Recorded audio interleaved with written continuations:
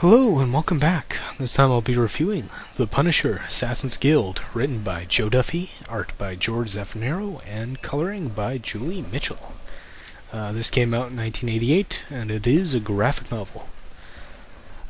This was a fun little romp of The Punisher, of his adventures. This is after, I believe, Volume 1 and Volume 2, that was like 85 and 86.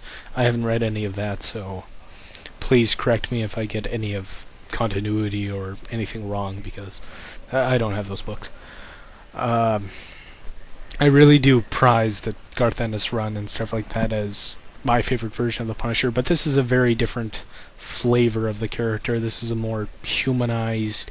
He's not as hard-edged. He isn't as, I don't want to say broken down. He isn't as cynical, but he is still pretty cynical, and he is still, does the dirty work that he does for society's benefit. Even if even if his methods are very questionable to regular superheroes. In here, the opening scene, we have him gunning down a couple of jewel thieves that have some claim to fame in crime. And a great thing, he just mows them down. He doesn't care who they are. I mean, he cares who they are, but he doesn't care if they're man, woman, a man or a woman. And I like that of the character. You don't get a special privy because of your gender. He doesn't believe in that chivalry, but he does believe in protecting innocence. And the story primarily revolves around this Assassin's Guild, which is a group of people in a Japanese restaurant that is called 1,000 Autumns, and it kind of works a lot like you ever watch Shipping Wars on A&E? Please, people, but this is probably the best way I can explain it.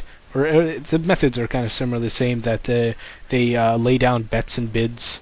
Not bets, but bids of saying, oh, I can kill this guy for, say, 1900, and another person chaps, I can kill this guy for 1800, and the other person says, I can kill this person for 1700, and they keep on lower and lower and lower, and they take, like, say, a 30% cut of whatever the rest of the guild, spreads the wealth, and it is very much, it's interesting that, and the people that they kill are corrupt bureaucrats and pundits and businessmen and other people of political pull. And throughout here we have the Punisher kind of discovers the place, the restaurant. He enters it, gets a beer, which is kind of contrary to later on of his characterization. And he chats up a girl there named Rico. And they have kind of a one-night stand together. What's one thing I want to mention about Jo Duffy's writing? She's really good at the dialogue, the back and forth of the characters, of these kind of play on words. And it was quite interesting that I really like that. The art itself by Jorge Zaffino is gritty, and it's a dark, gritty twist on it, and it kind of has a pastel, smudged look to it, which is interesting. And I love how he draws Punisher's face, the contrast with his eyes and skin. He has like piercing blue eyes. And I love his costume. It's black or very dark navy blue. Other interpretations have a light blue suit with the white skull. And the skull doesn't have the teeth belt. That's what I call it, because you have the skull on his chest, then you have the teeth of the skull, and that's kind of, I always thought that would be spare ammo clips and stuff like that. A little package you open up and reload his gun. Or maybe possibly it could be a place where he stores like stick grenades. I don't know what they're called. They're grenades that Nazis used in because you think it'd be a elongated item that would fit in there. But I'm rambling.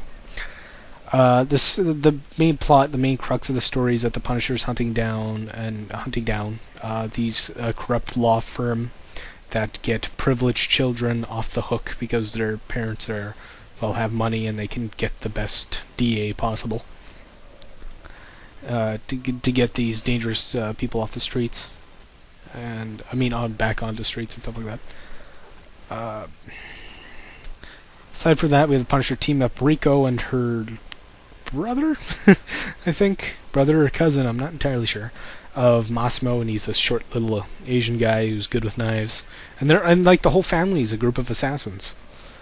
As I said before, he does have a fling with Rico, which is interesting. He's only human, of course. He has sex. It surprised me the first time I was flipping through when I was reading Punisher. I think it was Irish Kitchen or the one after that of Garth Ennis's Max run, where the Punisher does have sex and he have sleep.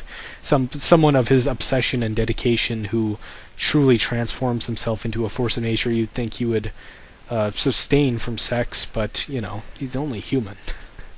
And he does have a cigarette in his mouth in one scene. It's not lit, but we probably wouldn't see that anymore in today's comics, because we got a smoke-free environment. Even that characters who iconically smoke, like say Wolverine or the Thing. But sensitivity is more important than art. Aside from that, it was a fun little romp. The violence, it's not overly gory. It's stylized. It's subtle.